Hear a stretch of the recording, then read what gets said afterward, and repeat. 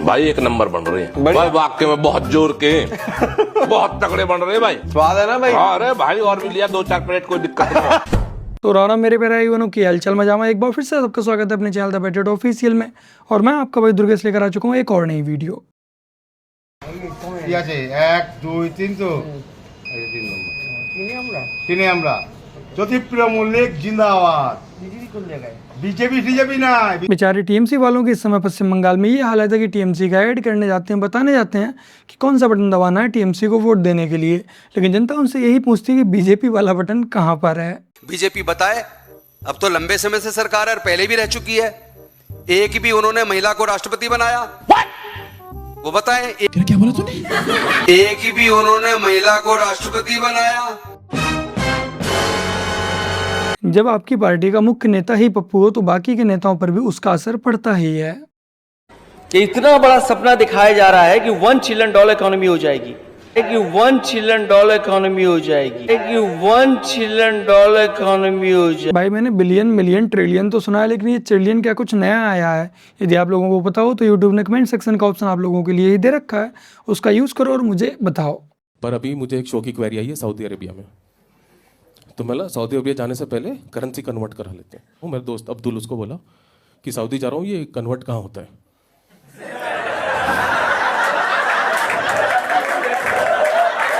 उसने मुझे टीसीएस भेज दिया।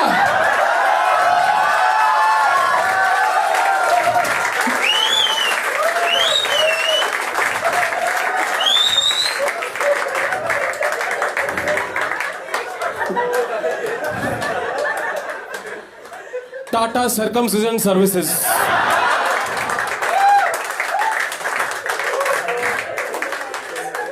हमारे यहाँ सिर्फ पे कट नहीं होता।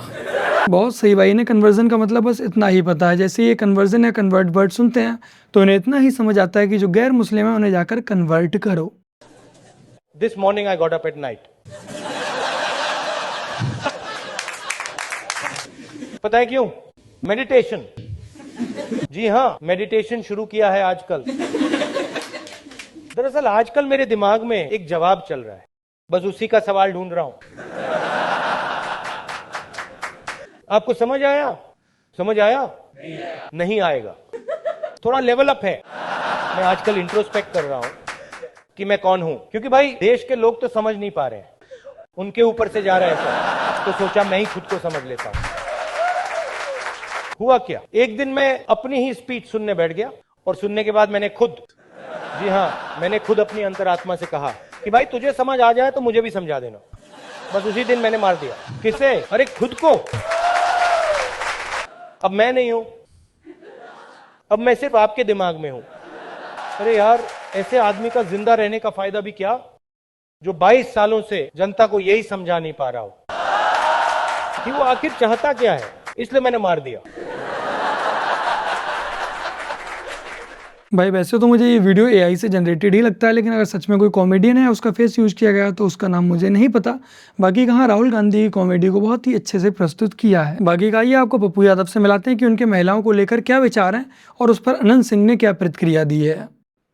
बिना नेता के रूम के बगैर 90% महिलाएं राजनीति कर ही नहीं सकती। ये तो हर डेली, हर दिन नेताओं का सीसीटीवी फुटेज,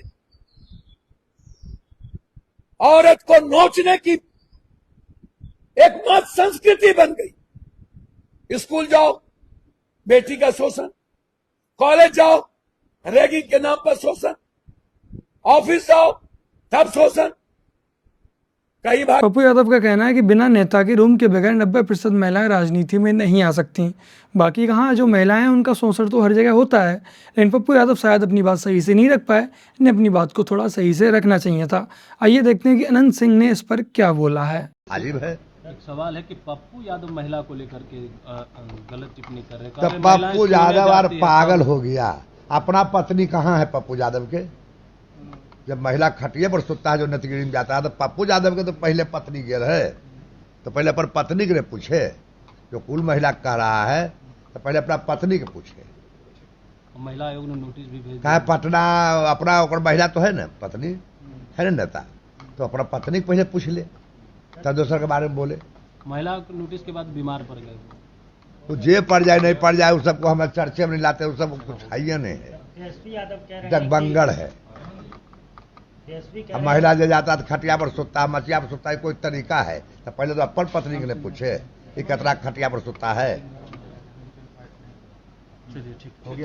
तो अनंत सिंह ने पप्पू यादव ने जो बयान दिया उसके ही अकॉर्डिंग उनसे सवाल पूछ लिया, और मुझे नहीं लगता कि पप्पू यादव अनंत सिंह का जवाब देने की हिम्मत रखते हैं। क्या नाम है आपका? अनुष्का रॉय। क्या कहेंगी इस बार बंगाल में क्या लग रहा है माहौल आपको? बंगाल में ममता दीदी बहुत कुछ कर रहे हैं, जैसे लड़की को रेप होने से 10 लाख मिलता है, बहुत बड़ी बात है। अगर किसी का मतलब हम लोग का अगर रेप हो गया तो हम लोग को 10 लाख मिल जाएगी, तो बड़ा बात है ना, बहुत बड़ा बात है। होना चाहिए, ये ममता दीदी का बोलना है। तो इतना अच्छा करता है तो हम क्या ही बोलें। मतलब ये रेट फिक्स किया गया? ये रेट फिक्स्ड है कि हर कोई अगर रेप होगा तो 10 लाख मिल जाएगा। अच्छा, इतना अच्छा काम कर रहा है तो क्या ही बोले। ये है पश्चिम बंगाल में महिलाओं की, लड़कियों की स्थिति। अगर तुम्हारे साथ ऐसा कोई जघन्य अपराध होता है, ऐसी कोई घटना होती है, तो 10 लाख रुपए पकड़ो, अपना मुंह बंद करके बैठो, मुंह पर ताला लगाकर बैठो। लेकिन हाँ, जो अपराधी हैं उन्हें बचाने की कोशिश अवश्य की जाएगी।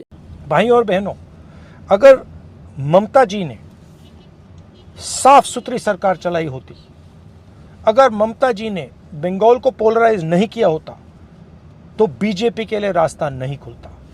भाई और बहनों, कांग्रेस पार्टी बीजेपी से लड़ती है और बीजेपी जानती है कि कांग्रेस पार्टी ही बीजेपी को रोक सकती है। तो लोग भाई, फाइनली राहुल गांधी ने भी कह ही दिया है कि पश्चिम बंगाल में इस बार बीजेपी की सरकार आ रही है। पिछले बार के मुकाबले इस बार इंतजाम कैसा है चुनाव का? चुनाव उलट पलट हो जाएगा, उल्टा पलटा हो जाएगा।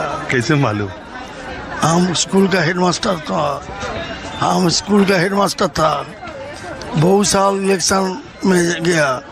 ये बार जो होता है ना, अच्छा से होता है एकदम। जो रूल्स एंड रेगुलेशन है वो टाइट कर दिया, और रात में नींद उठ गया, उलटपलट हो जाएगा, उलटपलट हो जाएगा। सच्चा वोट होता तो अच्छा हो जाएगा। यदि इस बार सुरक्षा की दृष्टि से देखा जाए तो पश्चिम बंगाल में जो वोटिंग हो रही है वो काफ़ी सही व फेयर तरीके से हो रही है, और जो टीएमसी के गुंडे हैं उनका भी भय लोगों में काफ़ी कम हो चुका है। वो एक SIR का डर सबके दिमाग में भी है। किसके डर से? SIR जो हुआ था। SIR का डर नहीं है सर, एक्चुअली अभी वोट डालना है, इस बार तो डालना ही है। इस बार तो डालना ही है, मतलब कुछ इम्पोर्टेंट दिमाग में? बिल्कुल बिल्कुल इम्पोर्टेंट है। बाहर हम लोग रहते हैं, बाहर बहुत कुछ ऐसा चेंजेस है जो यहाँ पे भी ज़रूरत है हमें। हम लोग यहाँ पे आना चाहते हैं, पर कोई इंफ्रास्ट्रक्चर नहीं है, कुछ भी नहीं है। हम लोग वापस आना चाहते हैं, इसलिए ज़रूरी तो बहुत है।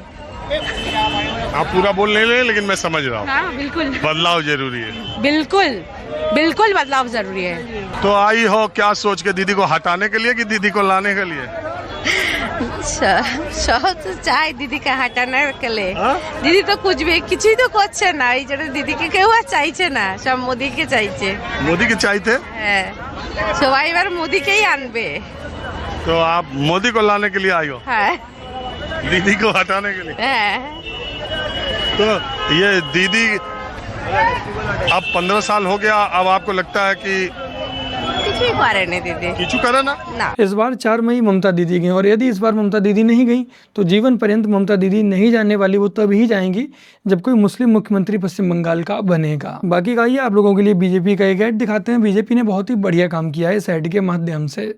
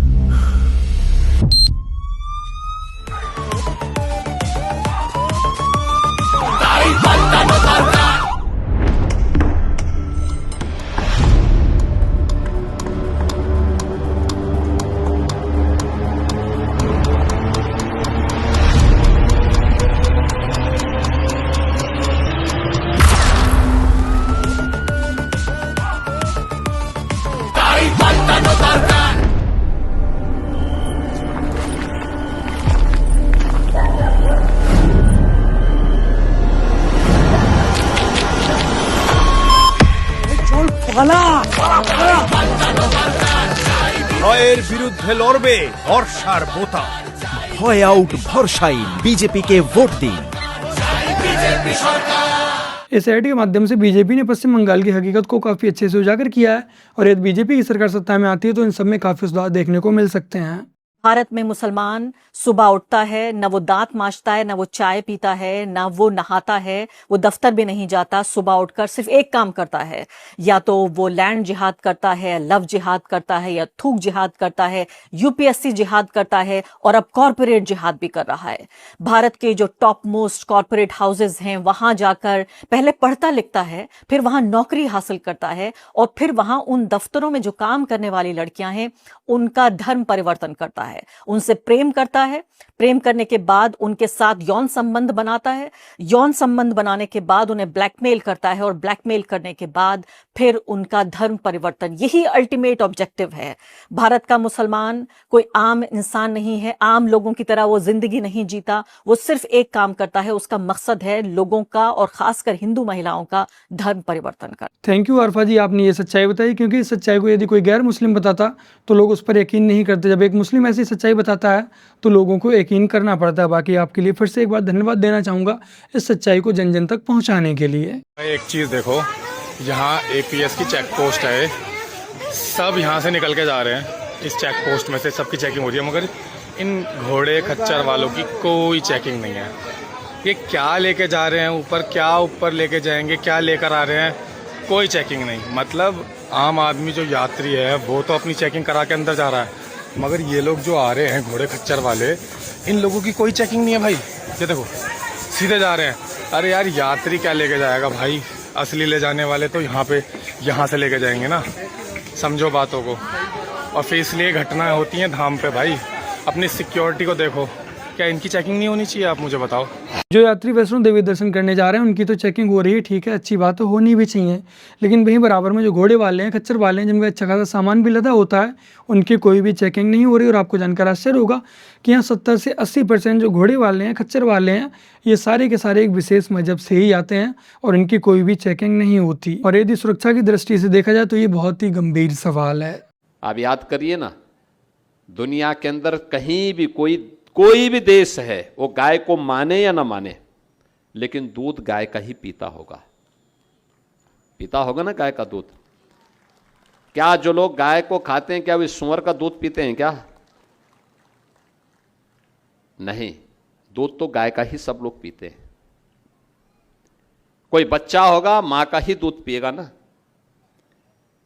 यानी ये प्रकृति से प्रदत्त उपहार है, देवीय उपहार है। समुद्र मंथन से निकले वे रत्न हैं जो हमें मातृशक्ति के संबोधन के साथ जोड़ता है।